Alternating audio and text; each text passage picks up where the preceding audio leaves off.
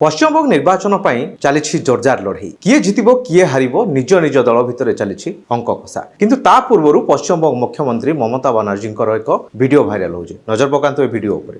আজকে আমি শুনলাম 200 গাড়ি করে অযোধ্যা দিয়ে উত্তরপ্রদেশ থেকে সিআরপিএফ নিয়ে আসছে আপনাদের উপর হামলা করার জন্য। শুনিলে তো এই ভিডিওরে দিদি কହୁଛନ୍ତି উত্তরপ্রদেশରୁ সিআরপিএফ জবান আসଛନ୍ତି ଆପଣ ମାନଙ୍କୁ हमला କରିବା ପାଇଁ। ଆଜ୍ଞା କିଏ କା ଉପରେ हमला କରିବ? ସିଆରପିଏଫ ଜବାନ ମାନେ କା ଉପରେ हमला କରିବେ?